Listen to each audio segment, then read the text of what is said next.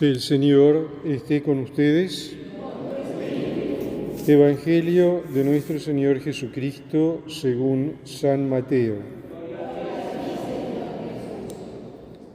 Cuando los fariseos se enteraron de que Jesús había hecho callar a los saduceos, se reunieron con él y uno de ellos, que era doctor de la ley, le preguntó para ponerlo a prueba: «Maestro, ¿cuál es el mandamiento más grande de la ley?».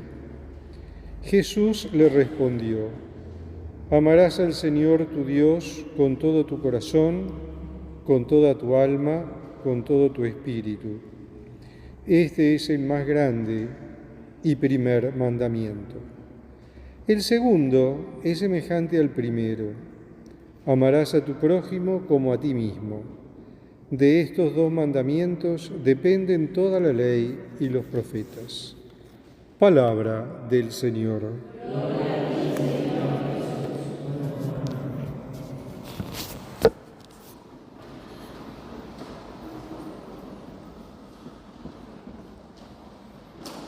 Nos vamos acercando a la solemnidad de Cristo Rey y el texto del Evangelio se va poniendo más la visión en las realidades que vendrán. Es más, nos estamos también adentrando en el quinto discurso de Jesús, según la lógica del Evangelio de Mateo. Antes que nada, y poniéndonos un poquito en contexto, este texto que acabamos de leer viene inmediatamente después de lo que reflexionábamos la semana pasada, de la discusión acerca de dar al César lo que es del César, ¿no es cierto? Y hoy tenemos un diálogo de Jesús con los fariseos, con los maestros de la ley, en el que se acercan a preguntarle acerca de su doctrina. Y esto tenemos que entenderlo. Esta inquietud por parte de los maestros de la ley es una inquietud legítima. Cada vez que aparecía alguien como maestro, como rabí, que predicaba, que anunciaba, que hablaba de la palabra de Dios, los maestros de la ley se acercaban a averiguar de qué se trataba, para ver si estaba respondiendo a la doctrina tradicional que sostenía, que defendía a Israel de la revelación del Señor, la revelación de Dios. Digamos, la escritura contenida en lo que nosotros llamamos el Antiguo Testamento. Era más o menos como ir y tomar el examen, ¿no? Como los seminaristas que tienen que rendir examen de teología antes de ordenarse sacerdotes. Si no saben teología no pueden predicar. Y algo parecido sucedía en aquella época. Es decir, era necesario que aquellos que anunciaban, predicaban al pueblo de Dios como maestros de la ley, fueran cuestionados acerca de qué es la doctrina que enseñaban. Pero este encuentro con Jesús está precedido por una serie de escaramuzas en este sentido, porque varias veces lo vinieron a cuestionar, y lo vinieron a cuestionar poniéndolo a prueba en cosas bastante feas, como el tema del impuesto al imperio romano que veíamos el domingo pasado. Entonces ahora le vienen a preguntar, según su opinión, cuáles eran los mandamientos más importantes. Porque hasta ese momento las respuestas de Jesús muchas veces los habían dejado desconcertados. Ellos no entendían quién era Jesús, no comprendían, se daban cuenta que estaba hablando un lenguaje nuevo, pero que al mismo tiempo no se apartaba de la enseñanza de Dios, no se apartaba de la revelación, no se apartaba de la doctrina. Entonces le dicen, bueno, pero en resumidas cuentas, para vos, ¿cuál es el mandamiento más importante? Y acá tenemos que hacer también otro paréntesis, porque para el piadoso israelita no solo estaban los 10 mandamientos, sino los 613 preceptos que figuraban en el Talmud y que completaban la ley y se fundaban en la ley. O sea, de todo eso, ¿qué era lo más importante?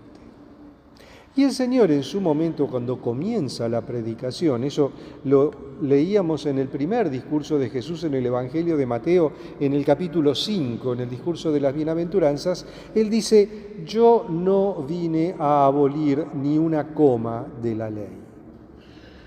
Yo vine para dar cumplimiento y que se cumpla en plenitud. Por eso es que el Señor después, en ese mismo discurso, nos va a dar las bienaventuranzas como camino para vivir los 10 mandamientos y nos va a dar también la necesidad de adentrarnos en el espíritu de la ley y no quedarnos solamente en la letra fría de la ley. Entonces acá vienen y le preguntan: para vos, ¿cuáles son los mandamientos más importantes? ¿O cuál es el mandamiento más importante, mejor dicho? Y él le dice: el primero y principal mandamiento es: amarás al Señor tu Dios con todo tu corazón. Y aquí Jesús está tomando las palabras de la Shema. La Shema es la oración que todo piadoso israelita rezaba a la mañana, al mediodía y a la tarde.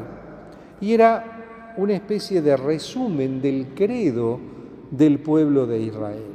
El Señor tu Dios es el único Dios, lo amarás con todo tu corazón, con todas tus fuerzas, guardarás su palabra y las proclamarás estando en casa, acostado, sentado y levantado. Es decir, el credo básico del pueblo de Israel era este: el Señor Dios es el único Dios y hay que amarlo con todo el corazón y con todas las fuerzas. Y de ese amor a Dios emana el amor al prójimo.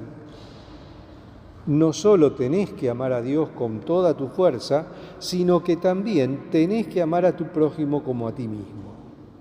Y en eso resume la ley y los profetas. Y si nosotros leemos los 10 mandamientos, vamos a ver que en los 10 mandamientos, los primeros 3 se refieren a la relación del hombre con Dios y los otros 7 se refieren a la relación con los semejantes, con el prójimo. Pero esa relación con Dios y esa relación con el prójimo de la que nos hablan los 10 mandamientos, no tendría sentido cumplirla si no partimos del amor. Porque lo primero que tenemos que amar es a Dios. Y como consecuencia de amar a Dios, amar al prójimo. Porque el amor a Dios, que lo manifestamos amándolo por sobre todas las cosas, no tomando su nombre en vano y santificando las fiestas, se tiene que necesariamente manifestar y expresar en el amor al prójimo. Entonces, si yo amo a mi prójimo, bueno, entonces no voy a perjudicarlo, no voy a ejercer violencia contra él, no voy a abusar de él, no le voy a robar, no voy a codiciar lo que tiene, etcétera, no voy a mentir, etcétera, etcétera.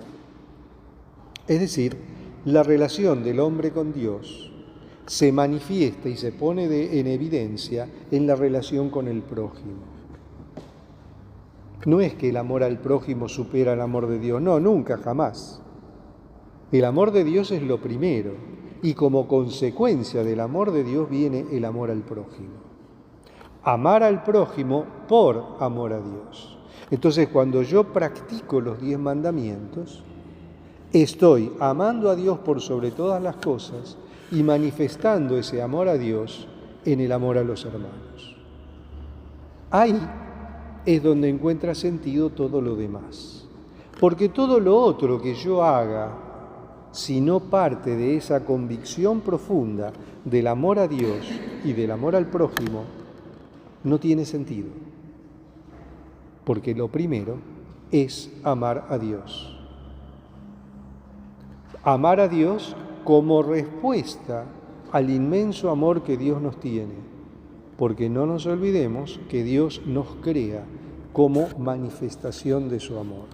Entonces, ese amar a Dios por sobre todas las cosas es respuesta a ese amor que Dios nos tiene. Y ese amar al prójimo es consecuencia de ese amar a Dios por sobre todas las cosas. Un discurso que puede parecer un poco complicado, un poco duro, pero si lo reflexionamos, si nos ponemos realmente en la presencia de Dios y lo reflexionamos, nos vamos a dar cuenta que no podemos responderle a Dios de otra manera que no sea con amor. ¿Por qué? Porque Dios nos amó primero. Y en ese amor al prójimo es donde se manifiesta la justicia para con el prójimo. Porque si yo amo al prójimo, voy a vivir la justicia con mi prójimo. No me voy a aprovechar de mi prójimo, no voy a abusar de él, no le voy a robar, no lo voy a herir. Y entonces, claro, llegamos a la conclusión, ¿no? En nuestro mundo de hoy, en esta sociedad en la que vivimos, donde el amor al prójimo está tan desdibujado. El amor al prójimo parece que no existe, el amor al prójimo parece olvidado, el amor al prójimo parece negado, donde una vida exitosa se entiende a través de cuántas veces le serruché el piso a alguien o a través de cuántas cabezas pisé para poder lograr mis objetivos. Y nos olvidamos que no podemos, no debemos cimentar nuestra vida, cimentar nuestra prosperidad en la destrucción del otro. No podemos cimentar nuestra prosperidad, no podemos cimentar nuestra vida en el ensañamiento contra el otro, donde no podemos excluir al otro, donde no podemos discriminar al otro, donde estamos llamados a amar a nuestro prójimo por amor a Dios. Si no amamos al prójimo, estamos negando el amor a Dios. Alabado sea Jesucristo.